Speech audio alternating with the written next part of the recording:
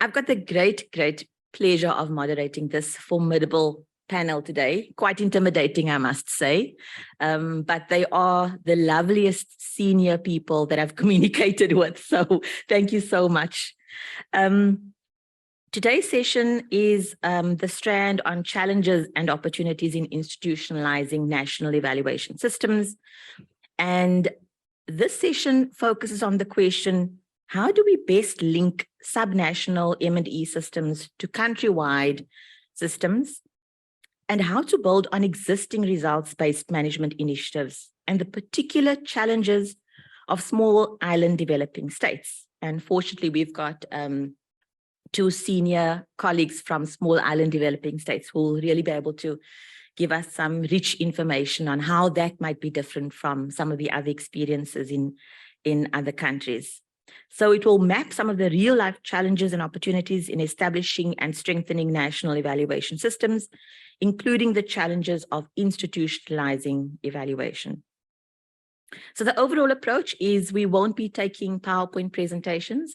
I think that you might be relieved, because after a while of looking at people's PowerPoint presentations, it can become tiresome. So hopefully we can have a vibrant talk show type of engagement today. So I will be posing some questions to the panelists. They'll be engaging with each other and with me, and we will also allow some time for yourselves to ask some questions and have some engagement as well. So it's a conversation. I'd really like you to come into this space as this is a conversation that we will be having.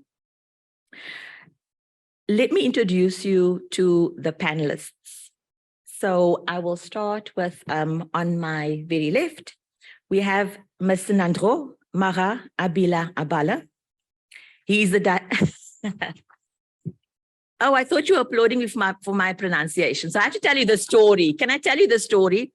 So I'm such a planner. I have to prepare for everything. So I went YouTubing how to pronounce people's surnames, and they were so impressed with my pronunciation. So thank you. I will take the applause for me as well. But absolutely, Mr. Nandro, the applause is for you.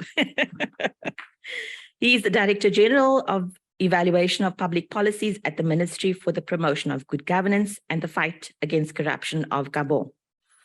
Mr. Nandro Mara Abila works to popularize the culture of evaluation in Gabon through the organization of national evaluation days, awareness campaigns, and training workshops on the evaluation of public policies in his capacity as Director General for the Evaluation of Public Policies and Vice President of the National Commission for the Development of National Evaluation Policy in Gabon. Next, we have Ms. Sakina Bakari Mwinyimku.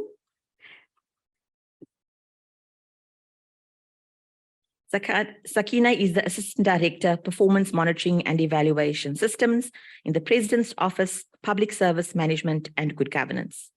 She is a performance management expert, dwelling and passionate in the M&E field, with 17 years of serving in the public service of Tanzania. Being involved and having a double master's degree in development evaluation has increased her confidence and competence of applying and implementing different development interventions by using different evaluation methods and methodologies. Sakina has done comparative studies on M&E institutional arrangements of some African countries and understands some challenges facing countries towards their efforts to strengthen their national M&E systems. She currently is continuing with the assessment of Tanzania's M&E system in the view of a political economy analysis. With her current position at the POPSM&GG, she provides expertise to public service institutions on M&E, including developing their M&E guidelines, plans, and strategies. Next, we have Dr. Gerard Jean-Jacques. He is the Chief Development Planner, the Ministry of Planning, Economic Development, Climate Resilience, Sustainable Development, and Renewable Energy in the Commonwealth of Dominica.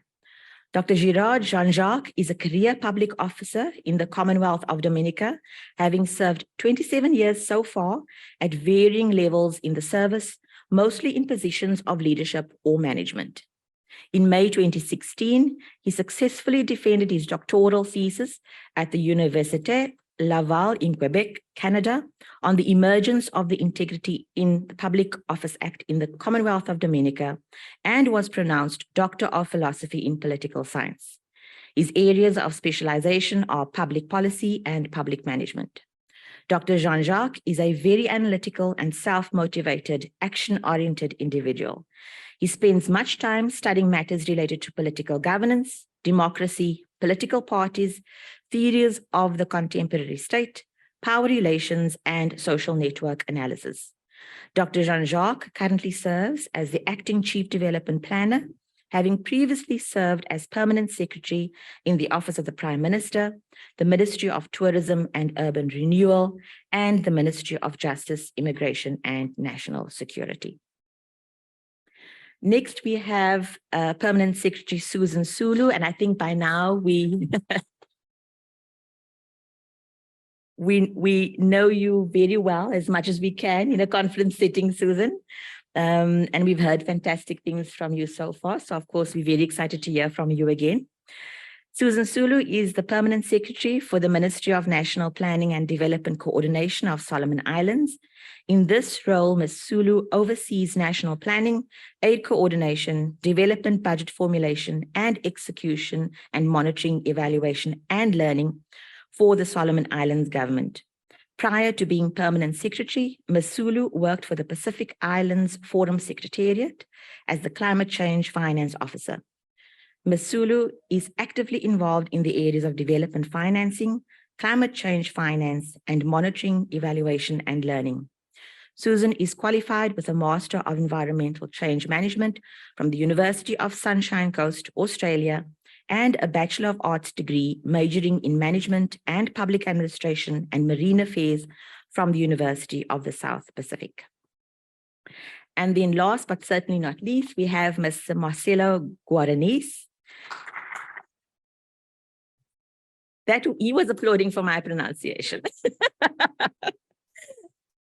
So Mr. Guaranis is a 45-year-old public officer of Treasury Secretariat of the Finance Ministry.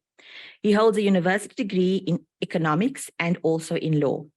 He's also a specialist in law and economics and holds a Master of Science degree in public law. During his career, he worked with regulation of public services and infrastructure in the Finance Ministry and at the Civil Cabinet of the Presidency of the Republic. From 2007 to 2010, he acted as Director of Economic Regulation of the Brazilian Civil Aviation Agency, and in 2011, he was appointed as Director President of the agency for the next 5 years. His current position is Deputy Minister of Economy. Previously, he was the Deputy Minister for Public Policies at the Office of the Chief of Staff of the Presidency of the Republic of Brazil, 2016 to 2018. So when I said this is a formidable panel, I was not joking. And we are so excited and very grateful that each of you made the time to speak to us today.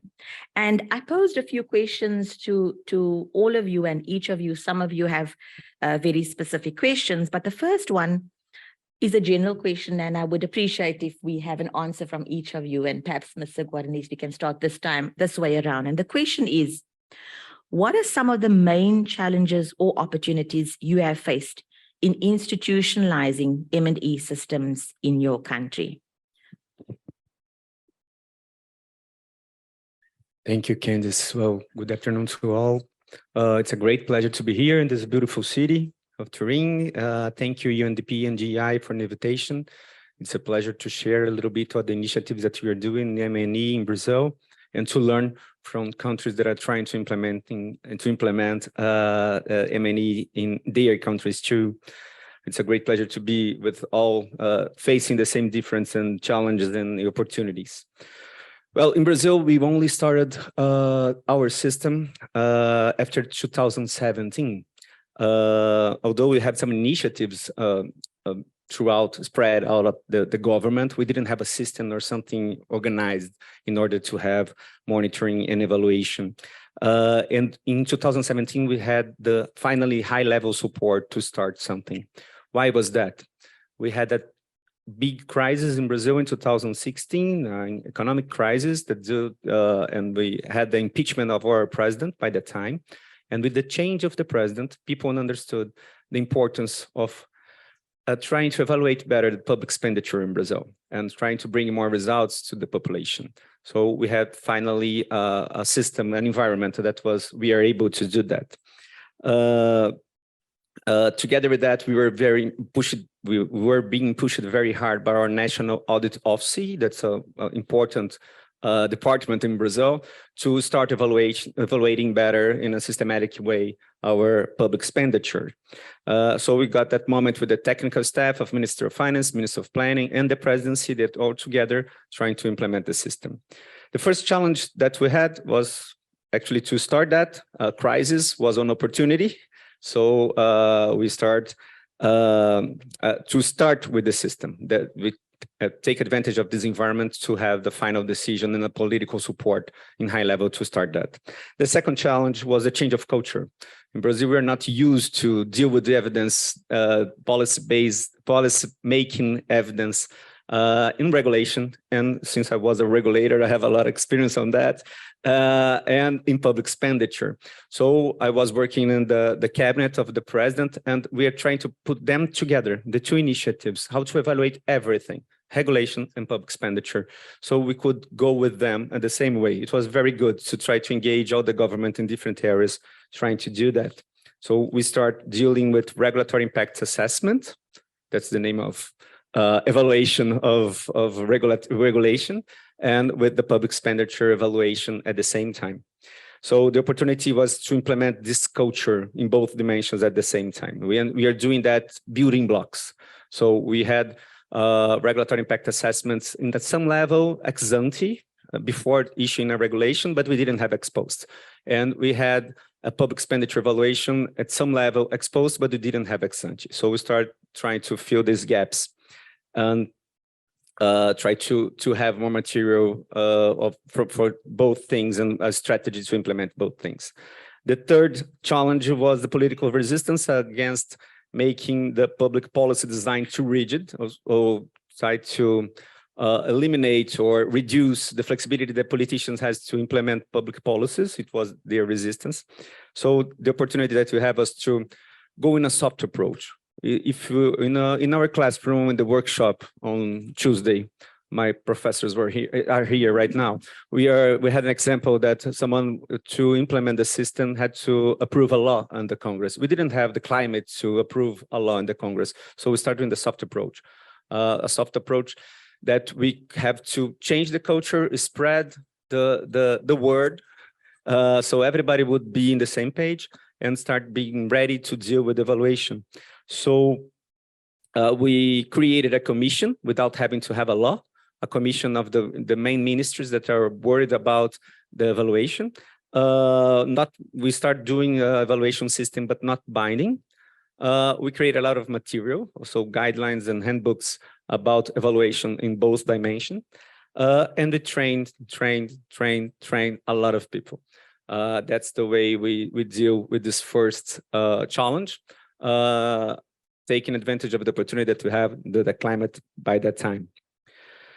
The fourth challenge would be, I said that we had a national office that's too strong, and it didn't want the evaluation to be used as something to punish public servants.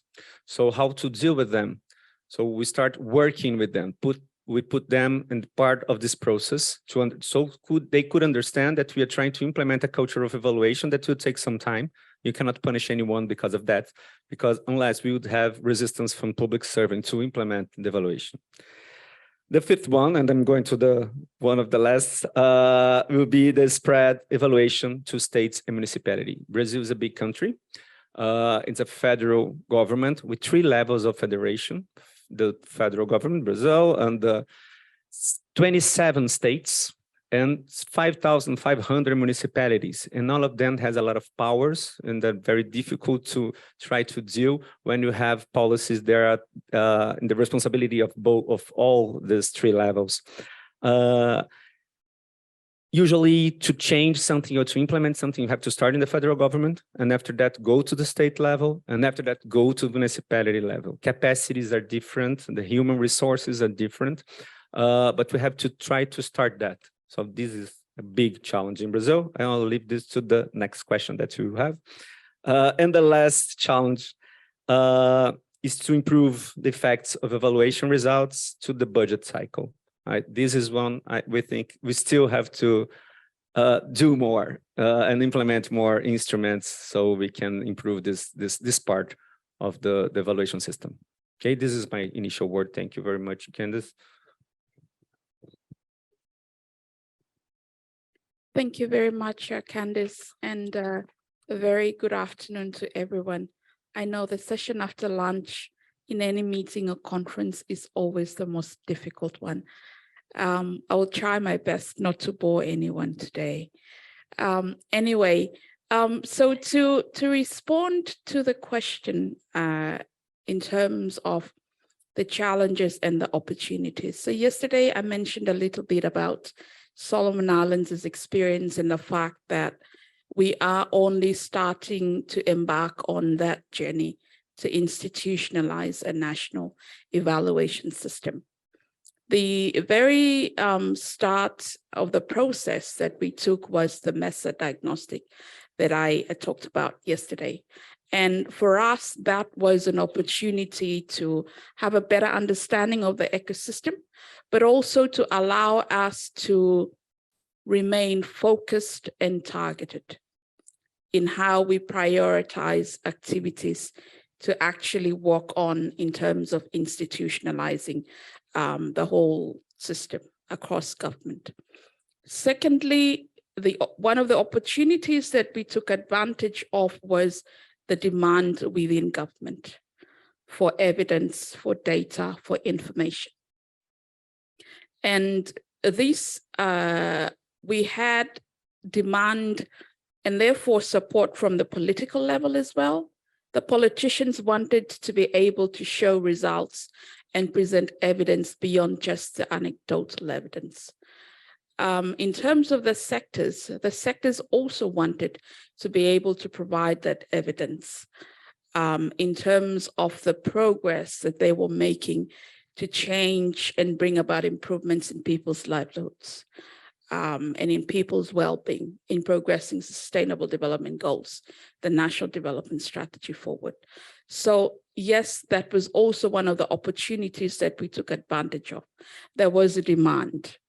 And so we had the support, we had the buy-in at this stage. One of the other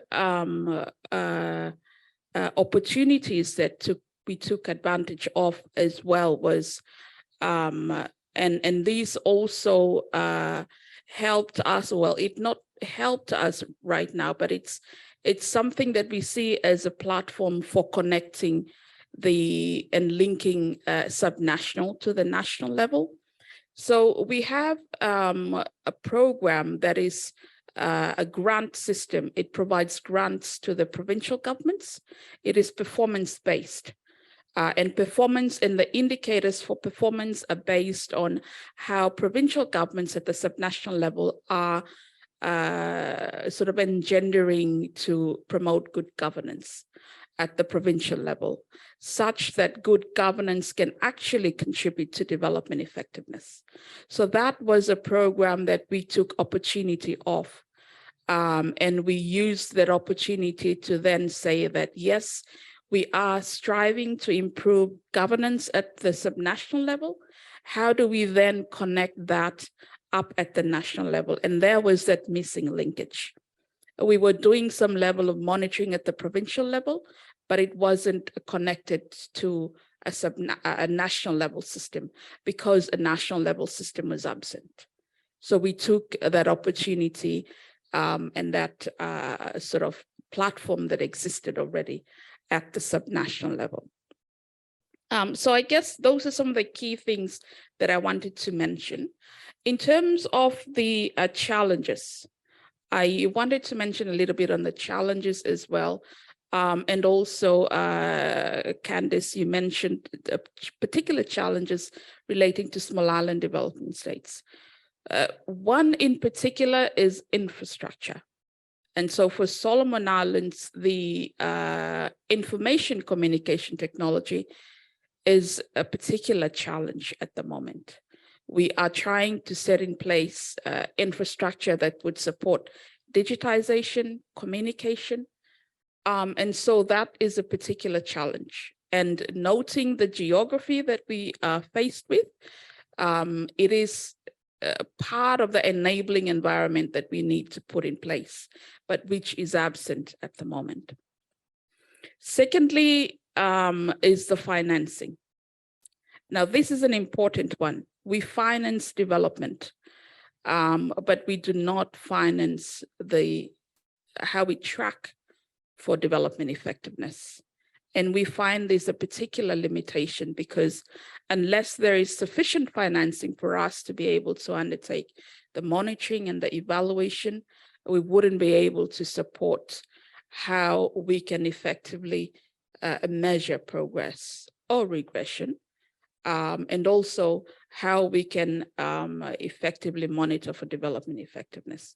So the financing is a particular challenge, not only within government, but as well as within and how our partners support us. The third key challenge that I wanted to highlight relates to human capacity. Being a small island state with a small population, we also have a limited pool of human resources to pull from. So that also is one of the key challenges that we face. So of course, these are not the only challenges we face, but I think these are some of the systemic challenges that we face. I will stop there. I'm happy to continue the conversation. Thank you.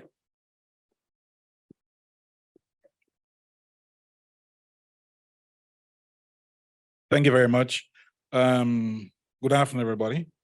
I want to start, Dr. Morkel, if you allow me, by first congratulating the organizers, the collaborators, those who have collaborated to bring this forum together. I have been filled with an immense sense of admiration, first for the work that was done. It's a grand event indeed, but also I can sense from the collection of experts and professionals here that this is a very highly skilled and committed team of persons, 320 thereabout persons. You can feel the passion for development. You can feel the wealth of experience. And I almost want to say that my faith in humanity has been restored. Having said this, I'm from Dominica. Not sure if many of you know of Dominica. It is not the Dominican Republic. Absolutely not. One of the first challenges hinges on the history of Dominica, and it might be similar to what occurs elsewhere in other developing states. Post-colonial Ireland, once French, then British, then back to French, and back to the English. Dominica did not have the start off in the post-colonial era that many Caribbean islands have. If you have worked in the Caribbean, you would see a stark difference in everything between Dominica and the other islands. Number one is very, very mountainous, up, down, jagged peaks, etc. That makes development difficult. That makes difficult the construction of roads difficult. Back then, the French and British, they essentially colonized so they could export raw materials, limes, fruits, what have you.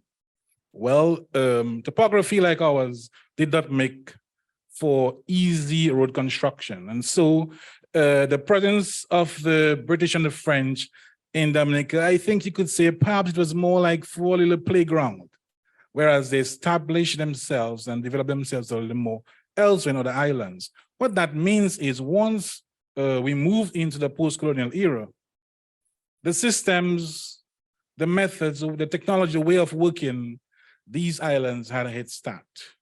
One challenge we have in Dominica, there is not much of a culture for evaluation. We speak a lot of review and assessment, If you were to look at any plan, you go online, you look at any plan, you will see the words review and assessment a lot. And this is exactly what we do. But evaluation per se, as in you apply research and all of that, this grand thing that we learn in school, no, we don't have a culture for that. So that already is a problem for us. There's also the need, the urgency for development in Dominica. We have always felt that things were happening too slow for us. We've had some issues, it is very prone, Dominica, very vulnerable to hurricanes. So I think we have 9 active volcanoes on the island, et cetera, et cetera. The last devastation was what, 2017, 227% of GDP wiped off. We have had some issues. We also have had our own political issues as well. So all of these have added to our issues. What that means is there's a thirst for development. So when you're thirsty, if you have a line of kids waiting for lemonade, if they're thirsty, they're going to be rushing, isn't that so? And when you rush, you're not necessarily going to be thinking of the niceties of, excuse me, sir, with my turn. No. We're going to rush. In the rushing, in the urgency for development, fancy concepts of evaluation, they will take second place. What do you want? You want a road built, period. What do you want? You want a clinic built? No, you know you want it for 10 persons. You want this X-ray. You know what you want. But these issues such as evaluation, we don't have the time or money. I mean, we understand the need for it, don't get me wrong. But the resources to dedicate to evaluation, it has been so for a while, it still is so for Dominica. Smallness. And I'm not sure if I should take this here later on, but smallness is a peculiarity of development in the small island states. The issue of smallness is very, very interesting. Now, smallness in terms of physical size, but also population. Dominica is 72,000 thereabout. It is smaller in population than many of the islands where it has a larger land mass. So it's bigger than the number of islands, but it still has a smaller population. That could be a plus and a minus for evaluations. Familiarity, smallness brings familiarity.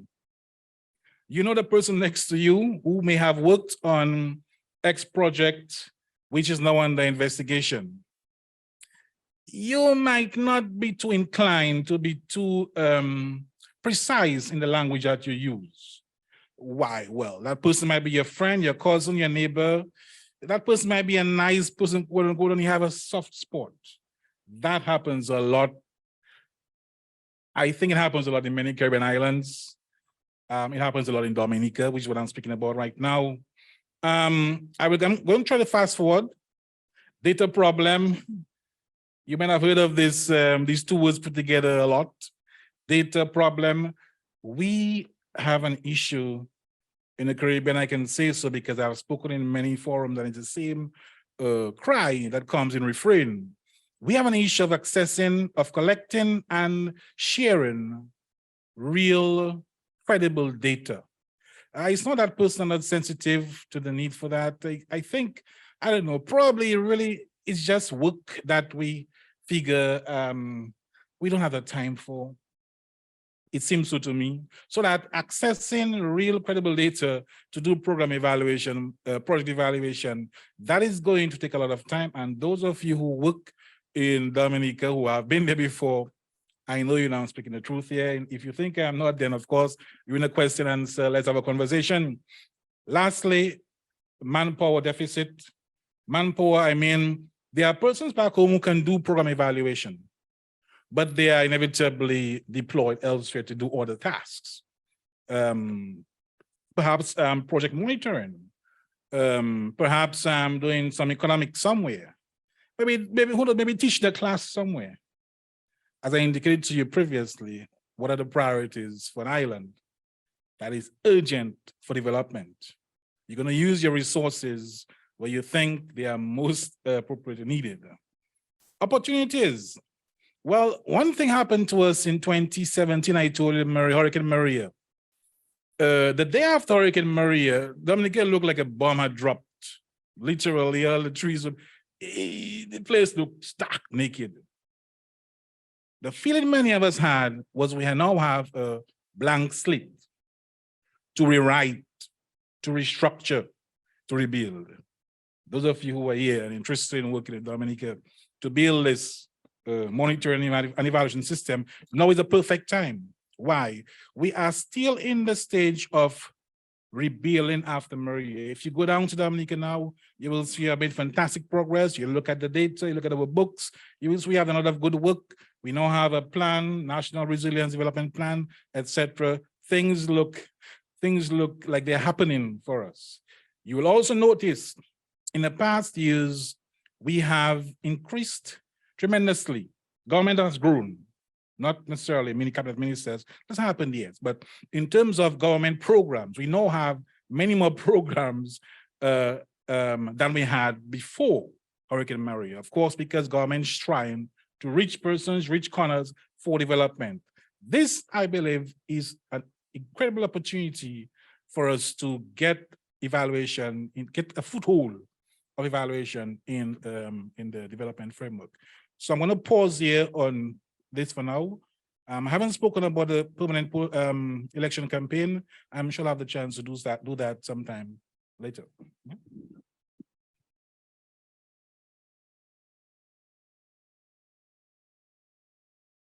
Good afternoon, everyone.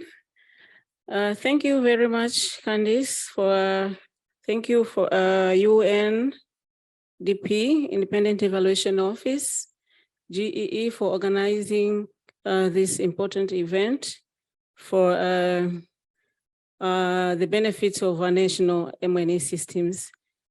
Like many other African countries, monitoring and evaluation systems emanated from reforms programs, the same as in Tanzania, where you can go back to in 1990s, late 1990s, but beginning of 2000, that's where in our country, we were also thinking of institutionalizing M&E systems across the government. And we did it through a reform program known as Public Service Reform Program, together with the other programs that was also implemented under the Ministry of Finance, but also the President's Office and sector, programs that was also going on. So in Tanzania, in institutionalizing M&E, we started we started through a policy. We had a policy which was not direct related to evaluation, but it was a policy related to employment policy, of which within it, evaluation was also mentioned as a starting point. And from there, we established, we developed some like a manual, planning and budget and M&E manual that provide at least a direction on what to do when it comes to planning and monitoring and evaluation. And also we established M&E sections across the ministries, which was under the planning budget department. And up to this moment, they are still existing, but the government is also rethinking to restructure to have more M&E sections to other executive agencies, parastatals, and independent departments, because currently it is within only the ministries, but the other government institutions, they just have the functions within the planning department. But in addition to this, also we have the Budget Act of 2015, which also has also mentioned about having importance of having a robust M&E system, and the directives also are there for monitoring and evaluation system. And of course, other initiatives like having a dashboard for monitoring projects and other government activities. But all of those, despite of all of those initiatives that have been done, still monitoring and evaluation system of Tanzania face a lot of challenges like other African countries. To mention some of them is issue of capacity. as others they've just mentioned. Capacity in terms of skills is a big challenge to us because most of those who are, most of staff who are in those sections, they lack some of very important skills for MNE, but so they end up doing monitoring and evaluation is not quite been done as it is supposed to be. But also staffing, despite of having those sections, number of people who are in those sections is very limited. Some of the sections you might find there is only the head of section without even the supporting and technical staff. So all of those issues make it not possible for institutionalizing monitoring and evaluation in the country. But also we have in human resource challenge, the issue of recognizing monitoring and evaluation as a cadre in the government. It is a challenge for the government to someone to be recognized as a cadre like economist, statistician, or human resource. There are criteria that need to be considered. One of it is for a person to have a first degree on the field, but there is no MNE bachelor degree. So for that matter, it is difficult to have a cadre within the government MNE cadre. But in the private sector, of course, they have MNE as a cadre, but in the government it's not possible. So we end up also the issue of skill set. It was debatable on what kind of skill set are needed for someone to be MNE practitioners. So all those challenges make it not possible to have MNE cadre, and it also doesn't motivate people to be in MNE practitioners because they are thinking of their career development and the likes. But also another challenge of institutional arrangements. We have this challenge whereby monitoring and evaluation is being mandated to more than 5 central institutions. You can find the President Office has a role to play, Minister of Finance has a role to play, Prime Minister's Office, National Bureau of Statistics, National Audit, Local Government Authority, Ministry, all of them, they have mandated a role for MNE. So this one, actually, it's confusing those who are implementers because at this level, they are policymakers. So they provide also the guidelines and directives that are supposed to be implemented to implementing agencies. So it confuses them, and also it makes MNE not properly operationalized. And of course, as a challenge, also government is working on this.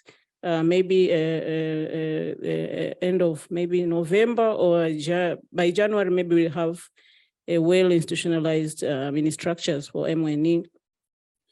Also, the challenge we are getting also on power shift. As you all know, in our country, we conduct election each after 5 years. So the priorities keep on changing, and sometimes you can find the previous maybe has these priorities and the other one doesn't. But currently we thank God that we have a president also who is pushing so hard on MNE agenda. And also the parliament itself is also pushing more to have a robust MNE system as a country. Also challenge on proliferations of MNE, IT system, like what I can say, it's IT system, but which have a nature for MNE, which are responsible to collect data and the likes. Having those many MNE IT system made also difficult for data quality. And also you might find, for example, if you ask information maybe from local government, in the morning, you get the data, maybe statistics like 10%, but in the evening, when you call someone, you can say it's 20%. So all of this is a challenge for making decision at the top. And this is because also of multiple reporting channels, but proliferations of MNE systems, which are uncoordinated.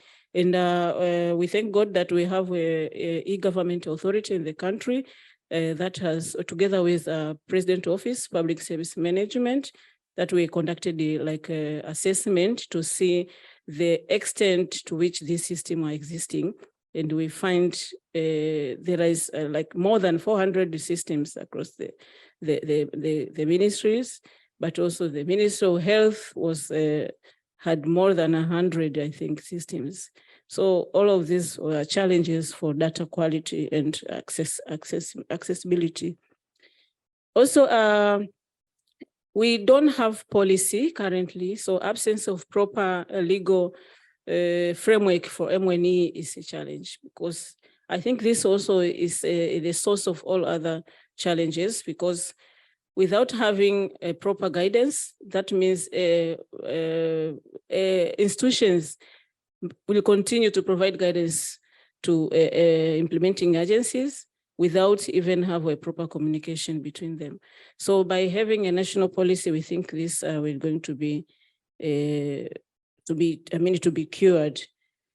Another challenge is of course, limited incentives and sanctions when it comes to MNE. Institutions, they don't find, incentives for evaluation or for the use of evaluation results, because maybe it's because of we don't have a proper legal framework to bind them to do evaluations. So they don't find it is important for them to do evaluation. And because the evaluation results are not used 100%, so they don't find it as an incentive for them to do evaluation. Maybe I will end up here, but I think I will add more later. Thank you.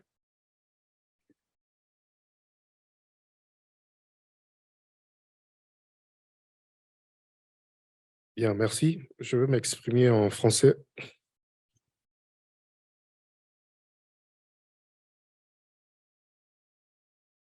Bien, donc je suis effectivement Nandro Marabila. Je suis magistrat de l'ordre financier, c'est au Gabon, la Cour des comptes du Gabon. Je profiterai d'abord pour remercier le bon Dieu qui nous permet d'être là cet après-midi, et l'occasion aussi de remercier les organisateurs de cette conférence, et également dire merci au PNUD qui nous a permis d'effectuer ce déplacement, donc du Gabon jusqu'ici en Italie.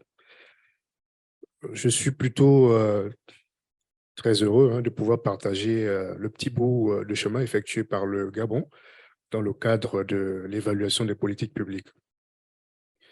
Pour répondre d'entrée à la question des questions qui nous ont été posées, donc la première question, je vais aborder d'entrée les opportunités.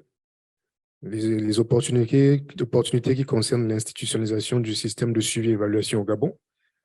Il faut le dire clairement nous avons une volonté politique qui est clairement affichée, qui émane donc de la vision du chef de l'État, donc du président de la République, Ali Bongo Ondimba, qui fait de l'évaluation une priorité.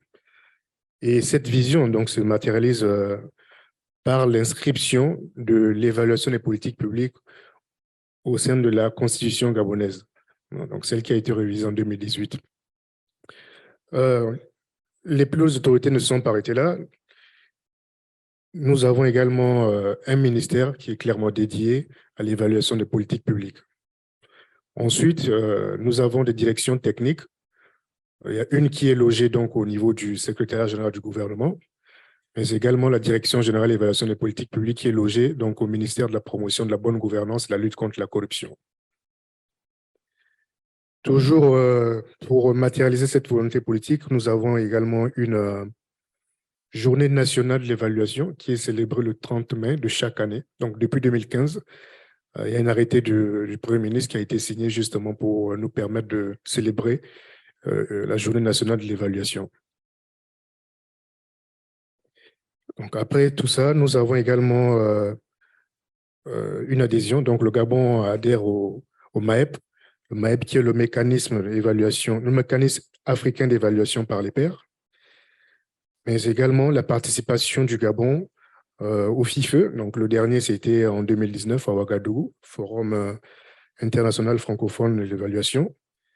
Mais également, nous avons pris part à la conférence régionale sur l'évaluation d'impact qui a eu lieu l'année dernière, donc jour pour jour même, à Abidjan, donc en Côte d'Ivoire. Donc voilà un peu en matière d'opportunités ce qu'on pourrait éventuellement exprimer. Et je n'oublierai pas également le rôle que joue le système des Nations Unies pour nous appuyer justement dans cette institutionnalisation. Donc, il y a l'UNICEF et le PNUD qui nous appuient dans la réalisation des études. Donc, il y a 2 études qui ont été réalisées sur l'état des lieux, l'évaluation des politiques publiques au Gabon. Et pour revenir également sur les 2 dernières journées nationales d'évaluation qui ont été organisées, donc en 2021 et 2022, la première, donc la 5e édition, nous a permis de nous retrouver avec tous les différents acteurs qui font dans l'évaluation au niveau du Gabon. Il était question de discuter un peu sur le rôle des uns et des autres en matière d'évaluation. Les recommandations donc ont abouti sur l'élaboration d'une politique nationale d'évaluation. L'année passée, donc cette année encore, en 2022, donc la 6e édition, nous a permis de lancer de manière officielle le processus d'élaboration de la politique nationale d'évaluation, qui est donc financé par l'UNICEF avec l'appui technique du CLIRFA, donc le CLIR francophone. Ce sont eux qui nous appuient dans ce vaste chantier. Donc, il y a une commission qui a été mise en place, commission nationale pour l'élaboration de la politique nationale. Donc, cette commission regroupe un peu tous les acteurs institutionnels donc, de l'évaluation. Nous avons donc les parlementaires, nous avons également la Cour des comptes et les différentes directions techniques qui sont au niveau de l'exécutif, donc au niveau du gouvernement. Donc, c'est ce qui est fait. Bon, maintenant, pour ce qui est des défis, c'est un peu les mêmes, hein. C'est un peu le même un peu partout. Nous notons un manque de coordination entre les structures justement qui font dans l'évaluation, mais également le fait que la culture de l'évaluation ne soit pas répandue. Au niveau de notre direction générale, nous faisons déjà menons pas mal d'activités justement pour essayer de diffuser la culture de l'évaluation. Donc, il y a des ateliers qui sont organisés, il y a des campagnes de sensibilisation au niveau des ministères sectoriels, au niveau des collectivités locales. Donc, l'idée, c'est donc effectivement de pouvoir diffuser la culture de l'évaluation parce qu'on en a vraiment besoin. Il y a encore quelques confusions qui sont faites entre l'évaluation et les différentes formes de contrôle, donc que ce soit l'audit, les inspections. Ce serait vraiment bien que l'on revienne vraiment sur la diffusion, la culture de l'évaluation dans notre pays. Et l'autre faiblesse, c'est effectivement le manque de capacité évaluative. Donc, en matière, que ce soit au niveau de l'offre comme au niveau de la demande, en matière d'évaluation, nous avons encore quelques difficultés à ce niveau, ce qui nécessite éventuellement de renforcement de capacité. Donc, voilà de manière brève le paysage un peu de l'évaluation au niveau du Gabon. Je vous remercie.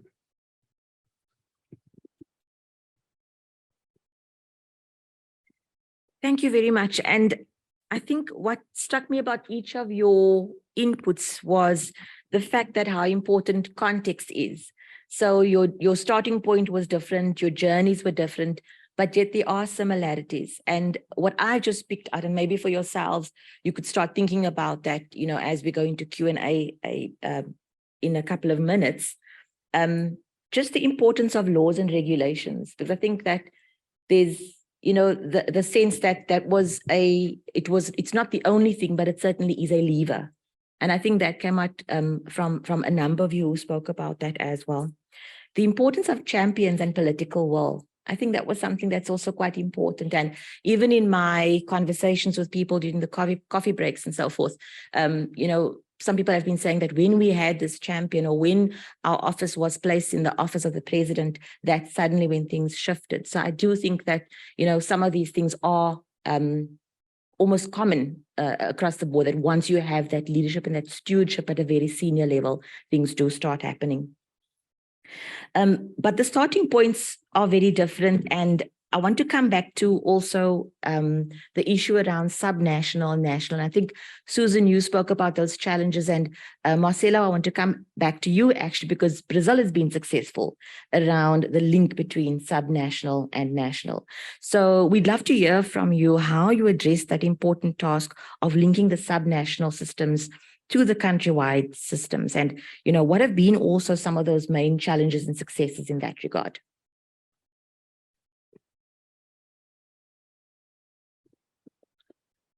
Thank you, Candice. Well, I think we're still crawling. There's a long way to trying to implement even national level. So subnational will be in the sequence, but it's important to start them in parallel and seeing how states and municipalities will react. So when I started my first intervention, I mentioned that one of the challenges was the political resistance. And we knew that if we tried to pass the law in 2017, 2018, we would have a lot of resistance and wouldn't be able to implement a system in federal level because we don't think we would be able to pass this through our Congress. So we start with the soft approach, creating a commission with a decree, not a law, start doing the handbooks and guidelines, and training a lot of people, even subnational level. But from the soft approach, we went to law and legal framework. So after some years, we felt that we had the moment for doing that. And I was explaining, and we are doing parallel strategies in public expenditure and regulation. We thought that it was a good moment to do both in both strategies. So in regulatory impact assessments, we were able to approve 2 laws that regulatory impact assessments now is obligatory in all regulators in Brazil. And almost in the same time, after pandemic, we had a new discussion with the Congress about our fiscal framework. So because of a lot of money that we spent during the pandemic, I think we were very efficient in terms of creating public policies in Brazil to protect the population during the pandemic. But we were in a situation, the fiscal side, that was very different. And we felt that there was a moment to discuss with the Congress how to deal with that. We have a second pandemic or a second emergency. So we create what the minister in Brazil call the emergency button. So we can now press emergency button. In part of this framework, we had a constitutional amendment telling that public policy evaluation now is obligatory for every level of all levels of federation. So for federal government, for state, and for municipalities. This was very good. Although it's not something that, will change the world immediately, but now we have a constitutional mandate telling that everybody has to implement their system. So from the soft approach, we went to the legal framework. In the federal level, we now have a systematic way of evaluating public policies.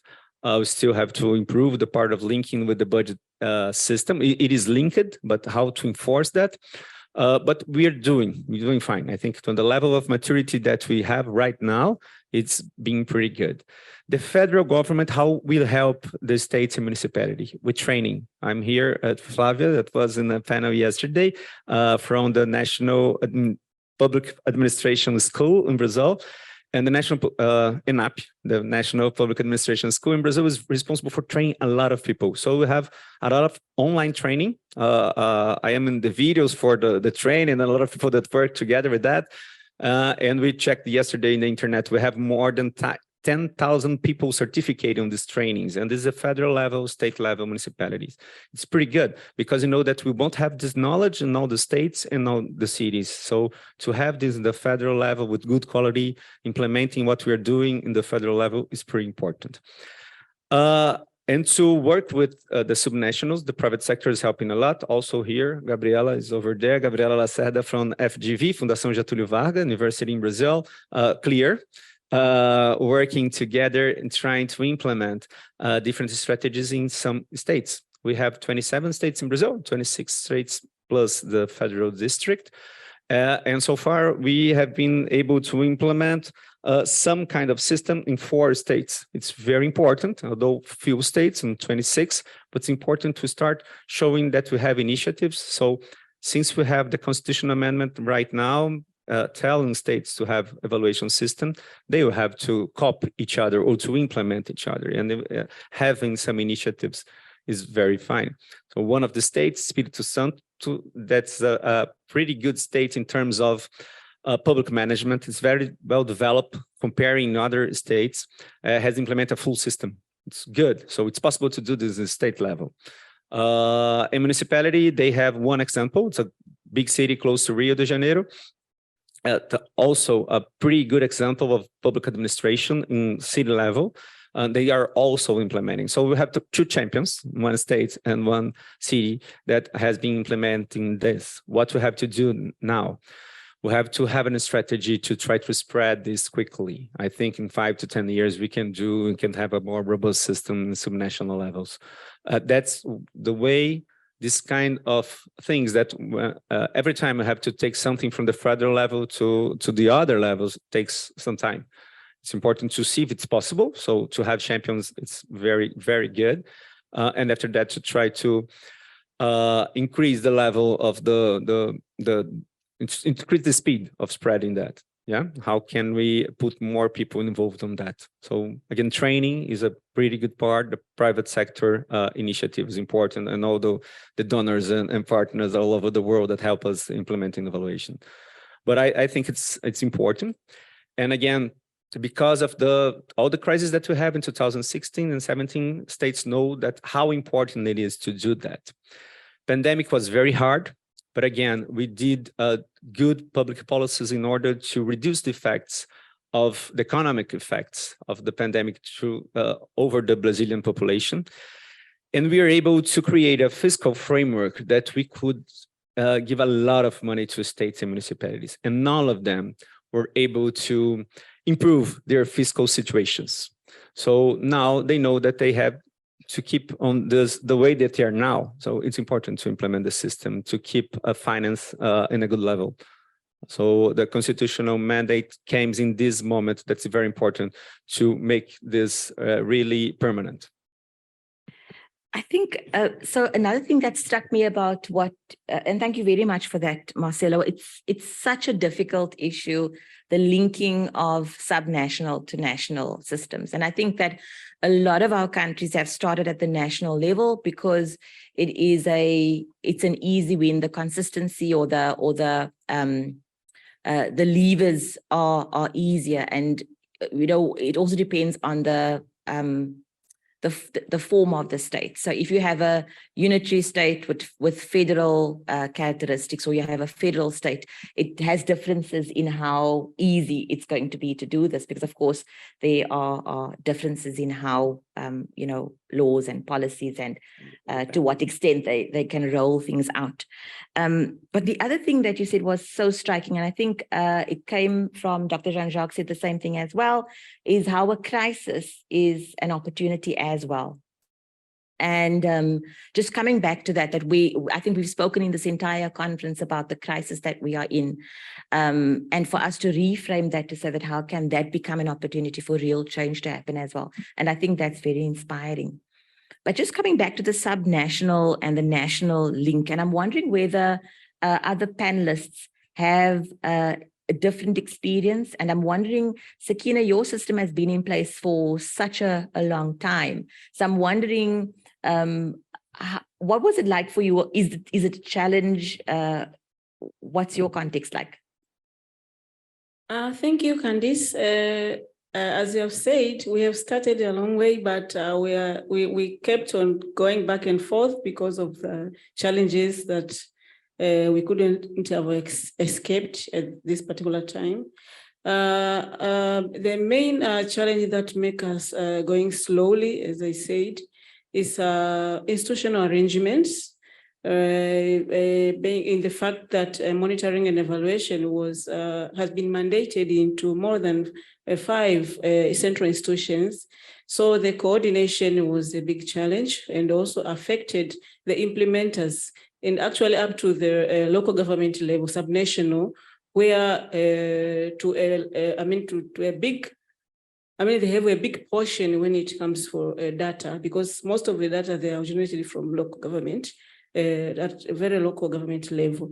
So if there will be no proper coordination at the high level, it automatically affects also at local government level. And we are expecting at the local government level to be well capacitated, have good systems in place that can facilitate data generations, can facilitate proper monitoring and evaluations, which also can use to inform at the national level for policy and national decision making. Thank you. It seems like at the subnational level, and I've certainly observed this as well, that the need for monitoring data, and administrative data is almost a bigger need, dare I say, to all the evaluators out there, dare I say, that the monitoring systems at subnational level are really, really significantly higher demand for that than evaluation. But, some of you might want to disagree with me. But Mr. Nando, from your perspective, what are the challenges or opportunities for that national, subnational link? Bien, merci pour la question. Nous, au niveau du Gabon, nous, effectivement, nous rencontrons effectivement ce problème de données parce que les données sont essentielles, sinon indispensables pour pouvoir réaliser des évaluations. Nous sommes en train de voir avec un partenaire, donc le baromètre, pour citer son nom, je crois qu'ils sont basés à Cotonou, voir dans quelle mesure on peut éventuellement mettre en place, développer des outils digitalisés pour nous permettre de collecter un certain nombre d'informations, que ce soit au niveau des collectivités locales, au moins pour que ça puisse remonter jusqu'au niveau central. Donc, voilà un peu ce que nous faisons. Et pour revenir aussi sur le cas du Brésil, nous apprécions beaucoup ce cas, ce qui est fait au niveau du Brésil, parce que tout dépend aussi effectivement du contexte, du contexte du pays, de l'environnement, comme vous l'avez souligné tout à l'heure. Et donc, tout part aussi de la stratégie pour pouvoir répondre ou atteindre le développement souhaité. Donc, voilà le commentaire que je pouvais faire sur cette question-là. Merci. Thank you. Shifting gears slightly and moving to small island developing states, but I think this is something that a lot of us are learning about anew. We've been working in other contexts, and so I think what's been happening in your context is a learning curve for a lot of us, certainly for myself. And so I'd like to pose a question to yourself, both yourself, Susan, and to Dr. Jean-Jacques, around the heightened focus in recent years on supporting small island developing states in strengthening M&E systems. And are there any peculiar challenges in your context that are perhaps strengths, weaknesses, opportunities, threats that you see that are different to what other regions are going through? I know you touched on some of them, but I think now's the time for us to kind of go a bit more deeper into that. Thank you. So you're asking for something that is unique to Dominica, for example. A challenge that is unique to Dominica. I do not know if it is actually unique, I must say, but I can speak with certainty that, and I mentioned earlier that we have what they call a permanent political campaign. That will be a significant obstacle to the institutionalization of an M&E system. Now, that can take on different features, but a key feature of a permanent campaign is, in my view, government is distracted. Government is distracted. Government is also pursuing policies that are expedient, not necessarily data-driven. This is a given. There are countless examples, and I know many persons who are here again who have worked in Dominica. You'll see such examples. You perhaps will be very polite and you wouldn't tell me. But we're very well aware that there are cases back home where the policies, the projects, the programs that we pursue are largely influenced by the vote and not necessarily by data. As a matter of fact, there's an ongoing discussion right now among technocrats at home with regards to the location of a housing development. This is done on prime, fertile agricultural land, wonderful terrain. Some believe it should never be there, but the politician says it has to go there. So I explained to them, well, look, the politician is answerable to the voter. We answer to the politician. The politician doesn't have to answer to us. And therefore, logically, he's going to keep his eye on the voter. This, unfortunately, what it does is it shelves the concerns of the evaluator. So you go to the politician and says, and that particular project, we are paying heavily for this. Yeah, well, it's our money financing it, but we're paying heavily because that requires us to build some structures to, to prop up the houses because the area has so much water. But the government, that is the politician, was told by the technocrat, this is not good.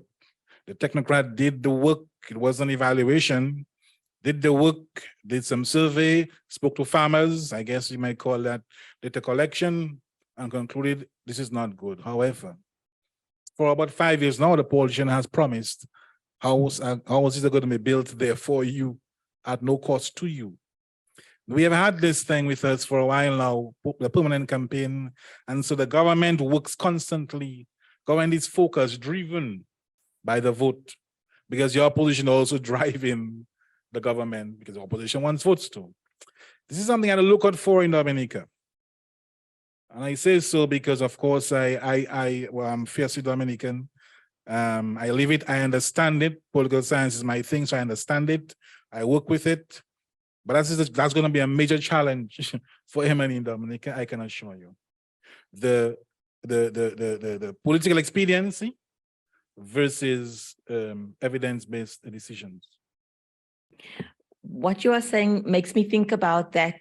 You remember, some of you might remember it or know it, the 10 steps to building results-based M&E systems, the famous World Bank textbook. That certainly was my very first foray into M&E, and it says that monitoring and evaluation is a political process with technical dimensions.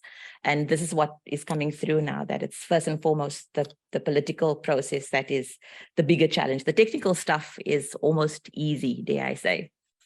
Susan, from your side. Thank you, Candice. So some of the things that are already being mentioned are also true for the case of Solomon Islands. But just a couple more additional points that I wanted to mention. And one that I wanted to also add emphasis to is the political climate. It is a double-edged sword. It could work your way when you have that political support. But I guess in the case of evaluation, it could also work against you. And where you are presenting the evidence that goes against a political appetite, for example. And I say this with a lot of due respect to politicians.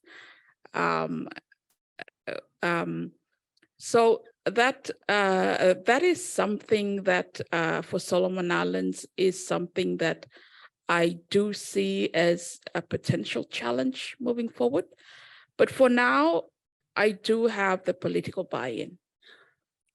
I do acknowledge, of course, that later on in the future, we might be facing resistance, for example. Depends how the work that results from evaluation comes out. And so that is why I say it's the political climate is double-edged. It could work your way, it could also work against you. So I guess messaging how you communicate and how you tell the story is very important there. such that you're able to sustain that political support that you need. The other sort of peculiar, I think, peculiarity relating to seats, and I would say this in my experience, at least in Solomon Islands, is that there are little pockets of something that exists somewhere. Systems exist within the sectors. And there are also systems and platforms that exist at the subnational level, but it is messy. It is not coordinated. It is not linked. So that is a particular challenge, and everyone works in their own little pockets and in their own little silos. And there is no synchrony. So that's a particular challenge that, at least in my experience and in my country, Solomon Islands, I find that a particular deficiency that we're grappling with. How do we achieve the synchronization, if you like, or for lack of a better word, such that it helps the coordination along? The other particular thing, and I mentioned human resource pool earlier on, is monitoring and evaluation as a practice. In Solomon Islands, it really is a very small practice, and in the infancy stages at the moment. And so that is a particular challenge that we face. In as much as we would like to be building up an evaluation and institutionalizing a resilient evaluation system, but the practice, M&E as a practice, MEL as a practice, is also still in its infancy stages. So that is something that we also are struggling to build with, because unless we build up the practice, unless we support an MEL culture within there, it is difficult. It is not supporting institutionalization. And finally, the other point that I wanted to mention is, the fact that the data exists, but there is no centralized sort of platforms or databases, for example, or information systems, for example. It exists, but it exists in little pockets and in people's laptops. And when a particular person resigns or moves elsewhere, they take their laptop with them and you are left high and dry. And so that is a particular challenge that we face. I hope I've responded to your question, Candice, but thank you. I will pause there. Absolutely. And I think it's a lot of food for thought, and it's certainly making me wonder about why do we, even in very matured systems, still battle with many of the problems that both of you have raised. We're running a little over time, but I hope you'll indulge us because we did start a little later. And I don't want to rob you of the opportunity to ask our panelists some questions. I do think we have time for at least one round. And so I see some hands going up. We'll take a round. We'll take the one round. I'll take everybody whose hands are up. And then we will ask the panelists to respond, and then they will give their closing remarks. So I'm going to start from the front. Number 1, number 2, number 3, 4, 5. So right in the front here to this ma'am. Thank you.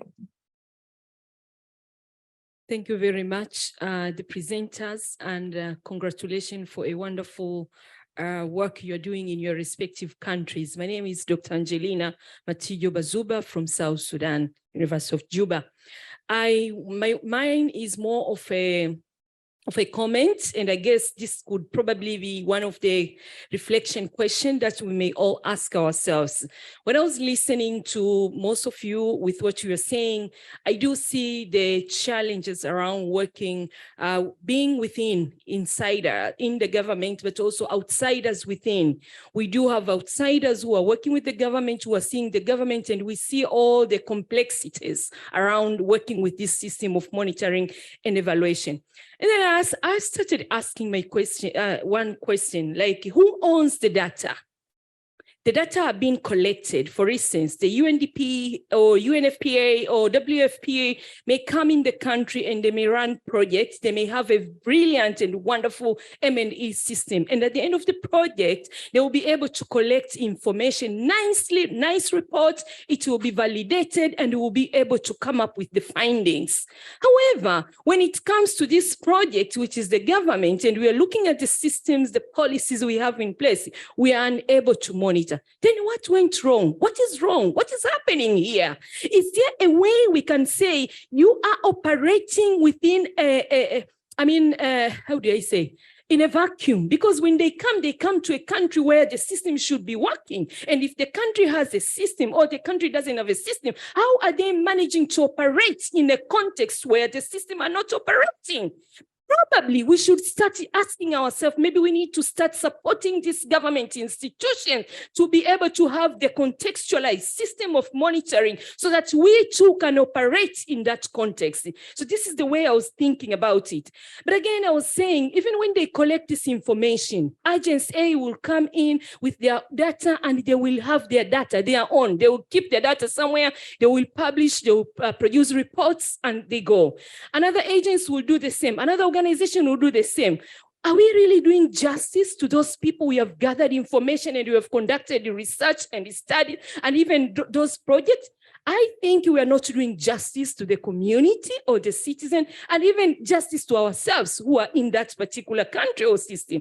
So it's now time to say, should we have a body? I know we do have National Bureau of Statistics, for instance, or maybe any other agencies. Should we have a body where all these data collections, the monitoring and evaluation, the policies and everything else will be deposited or will be there and they will be monitored? We do research, information should be collected. This information should be available, open to anyone who wants to make use of it and make decision.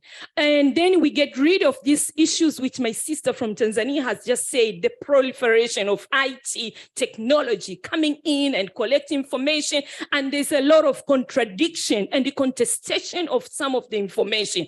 I think there's an issue here. So there's an issue of, should we need to go for synchronization of data? And who should have that? Where should we deposit this information? Depositories, place where we can put all the information. Thank you very much.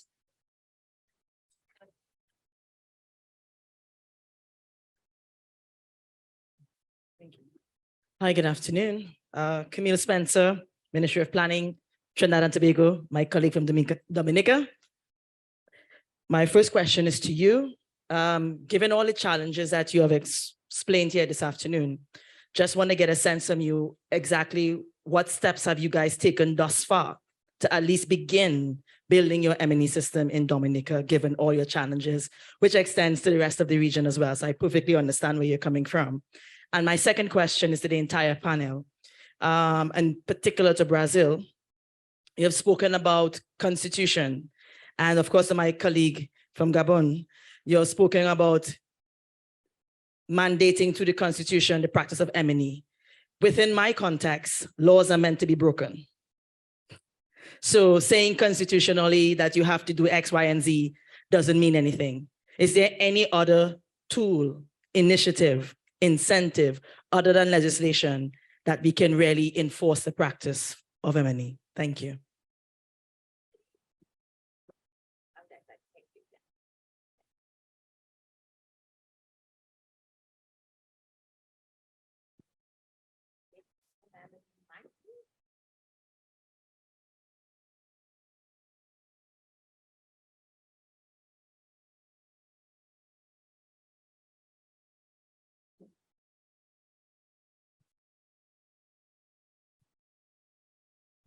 And also if I can request for the questions or comments to be kept very brief. Thank you.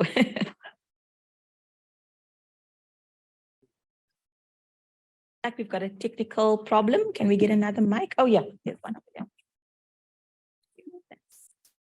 Sure.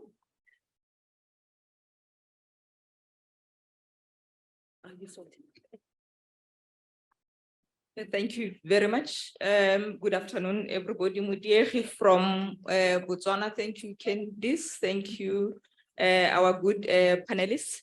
Back to the question from Candice on the linkages at national and sub-national level. Isn't it that we are taking MNE in isolation of the other public sector management functions? I think as MNE specialists, we have to know where we should start our foundation. There is planning, I think, from each and every economy, and that is our base. If the planning is not linked very well, we will not get it right on the MNE side. That is what we learned in our country. So MNE does not happen in a vacuum. You need to connect first from the planning side. The national and the sub-national, your indicators will be connected from the national up to the lower level. If you get it right on the planning side, you will get your MNE systems very well connected. It's a journey. You cannot be perfect first to go, but you need to get it right and know your cycle very well. We can go on, and on the data side, if you get it right on the planning side, your data systems it will be connected. You know, you won't have a haphazard system or the sub-national being haphazard like I'm hearing. We are doing it, but we are not yet perfect. But that's what we have learned, and that's what maybe we can share from Botswana. Thank you very much. Excellent, thank you. So I'm being told that time is very, very tight, and the gentleman in front, his hand was up. He was actually one of the numbers, and the last person was, I see two hands, and I can't remember who the last person is, but it's going to have to be very, very short. Please, s'il vous plaît. Okay, thank you very much. Yeah, I will go straight to the point then. My question to the panelists is about gender and equity considerations as you institutionalize monitoring and evaluation in your countries. How do you make sure that the resources of the government is reaching the vulnerable groups in the monitoring and the evaluation system? And while, for instance, policies or budgets are developed by different departments and adopted, is there a monitoring system there to oversee? And then at the end, when the program has been implemented, come back again and make sure that what was planned was implemented? I want to have some of your experiences about that. Thank you. Thank you. And we'll take the last comment. I think somebody's got the mic already, and I'm so sorry, but we're going to have to take the last one. Ça va être très rapide, madame. Je suis El Mansour El Hassan, je viens du Maroc et j'ai deux petites questions. La première question, d'abord merci aux panélistes parce que c'est un niveau très élevé et beaucoup d'expérience et sincèrement, je me suis régalé. La première question, c'est à mon collègue de Brésil. Moi, j'ai visité un peu le Brésil plusieurs fois pour m'inspirer de la Bolsa Familia quand elle était lancée en 2003. Et il y avait aussi à cette époque-là déjà des systèmes de suivi, évaluation pour cette action. Et je voulais savoir comment vous allez capitaliser sur cette expérience pour arriver à la généralisation en 2016. La deuxième question, elle est d'ordre général. C'est qu'on a parlé un peu de gouvernement pour l'institutionnalisation de l'évaluation, des élus locaux, etc. Mais quel est le rôle du Parlement? Parce que aussi le Parlement, parmi ses missions, c'est de faire le suivi, l'évaluation. Quelle est sa place aujourd'hui dans l'institutionnalisation de suivi, évaluation des politiques publiques dans vos pays respectifs? Merci. Thank you so much. So what we'll do it this way. Since we are running out of time. We will take your answers to the questions as your closing remarks as well. So try to package them that way. And perhaps we can start with Mr. Guaranis again, and we move down the panel. Thank you so much. Yes, if you could combine them and discuss the question and the final remarks. Thank you. Just try to organize in a quick way. Well, South Sudan was asking about data, Trinidad and Tobago about the constitution and the importance of the law, other strategies about the law, gender equality, and Morocco specific questions. Let's go to the questions. Well, I was about the law and Trinidad and Tobago colleague, yeah. The strategy that we understanding the same thing that you do, that law isn't sufficient and laws are made to be broken sometimes. We understand that it didn't was the right way to approve the law and have a system. It's not a magical button. We have to change the culture. Then what we are trying to do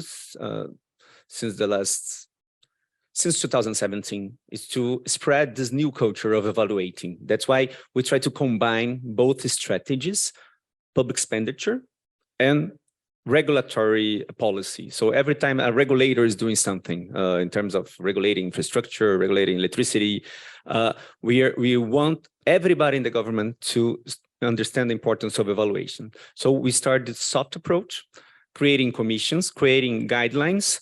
And when we felt that was the moment to have a law, we went to have a law and taking obviously advantage of the opportunity and the contest.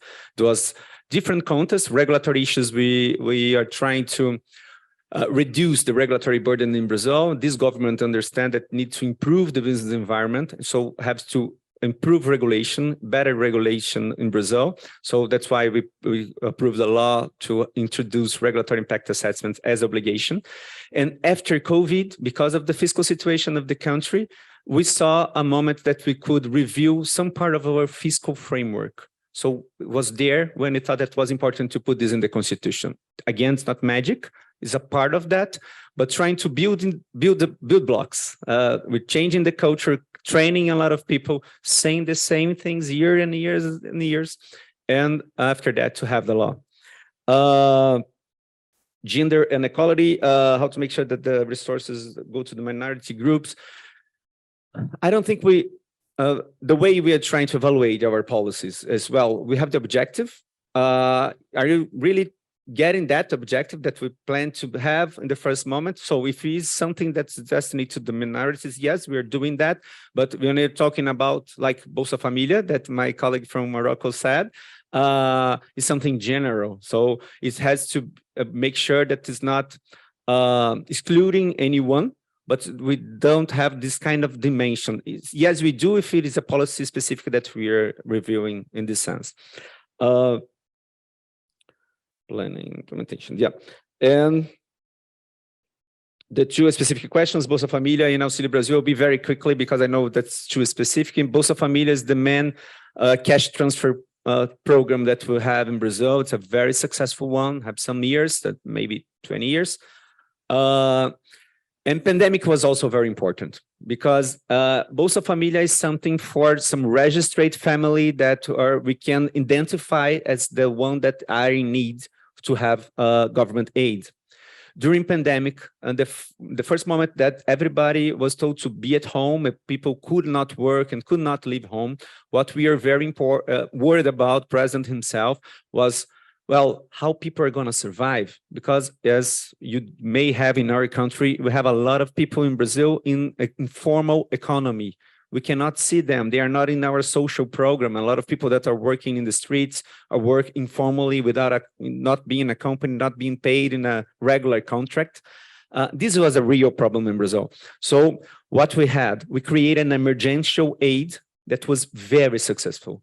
We paid 3 times more than it we have Bolsa Familia to more than 60 million people in Brazil in 2 months. It was fantastic the way, because a lot of things are being digitalized. We have a huge state-owned bank that helped us, and this was fantastic. But it was not, we are not able to continue that after the pandemic because the cost was too high. And what we did after that, we changed Bolsa Família to a new aid that's called Brazil Aid, now Auxílio Brasil. It's a new program. Taking some important subsidies that the evaluations have brought us, and some important lessons from the pandemic, the aid during the pandemic, and now we have a new aid. It's still not something that we can support this from the next years, and it's a huge discussion on the budget right now in Brazil. You know that in Brazil, and it's part of my final remarks, we'll have on Sunday like the toughest election that we had in our history. It's very polarized. And this is one of the issues of discussion. How can we keep on paying the Auxílio Brasil and the level that we're paying right now with the lessons learned from the pandemic, with the lessons learned from Bolsa Família, in a way that we can put this in the regular budget from the next years. And just to conclude, going back to the name of this panel, the institutionalizing the national evaluation systems. Again, elections is very important right now because of these discussions. In Brazil, we only could have the right contest in one kind of government to introduce the national evaluation system. But we do think that now we are in a level of institutionalization that we won't be able to go back, whatever is the result of the election after that. We have a solid and a stable bureaucracy in Brazil. We have a lot of things that we put in law, and we understand that this is a policy that the Brazilian population has won, like is the new level of development. And this is what we are discussing here. It's not a matter of ideology of right or left. We are trying to have new levels of development for our country. All of us are searching this here. Yeah, that's why we are discussing this. To improve the people's life in our country. So we understand that this is, I think, the strongest part of the institutionalization, this policy and evaluation system in Brazil. And also for us, it's helping a lot. We start to do our accession process to OECD, to Organization for Economic Development, OECD, sorry, Economic Cooperation for Development. And try to improve the level of public policies is very important, and evaluation is a key issue for that. Okay, thank you very much for the opportunity again. Thank you very much, Marcelo. And I know it's really hard to keep the comments, such a rich discussion. But panelists, the remaining panelists, please don't feel the pressure to answer each and every question. If you can keep it to like a 30-second tweet, it would be highly appreciated, so that you can also have a breather before your next session. Susan, please go ahead. Thank you, Candice. And of course, I do not want to repeat anything that I've said, because I think all the emphasis has been set. But in closing, what I wanted to say is ensuring sustained and continued efforts. And I think that is key. Yes, we might have systems in place, or we are moving to put systems in place, but it's that tenacity, for lack of a better word, that I think is needed. We need to be able to sustain our efforts to institutionalizing evaluation. So just that in closing, and to add to what my colleague Gerard has said earlier on, there is hope. There is faith in humanity. Let us keep on keeping on. Thank you. Thank you, Dr. Jean-Jacques. Thank you. Very quickly, what are we doing? Our best effort so far is currently a CARICOM project, results-based management project. Number of Caribbean islands have signed up on it. Essentially, we're looking at capacity deficits, deficits in the M&E system. What and where do we go from there? This, I think, is our best effort so far. With regard to the Parliament, the gentleman from Morocco asked, well, the Parliament doesn't ask about evaluation reports, maybe because there are other reports that it can go to for information, but nobody asks about evaluation reports in the Parliament. And the vulnerable population, Dominica, one of our strengths is that our programming focuses around the vulnerables. So you will see there's often a set of programs for the youth, the seniors, the women in the rural areas, and the Kalinago. The Kalinago are indigenous people of the Caribbean. The back home, we have an area reserved for them. They are a big part of our identity. So these groups form part of our development, of our identity, and we actually program around them. So they are very well represented in what we do. Thank you very much again for the opportunity. I appreciate the questions. I appreciate your attention, and I look forward sometime to welcoming you back in Dominica. Thank you, Sakina. Thank you very much for a nice post question, but because of time, I don't think if we have, I can respond of some of the questions. But to wrap up what have been discussed here is to me, to have a robust monitoring and national monitoring and evaluation system, it needs a joint collaborations between the key stakeholders within the countries. For the case of my country, of course, the government, but also development partners. We have evaluation societies. Currently, we have Tanzania Tanzania Evaluation Association. We collaborate, but also CLEAR, we do a lot of things with CLEAR, and of course next year we have going to have a full-fledged program with them, and we are sure that by using the capacity and the experience, we are going to move from where we are to the next stage. But also the leveraging a community of practice, because they have a lot to share. We had one monitoring and evaluation week.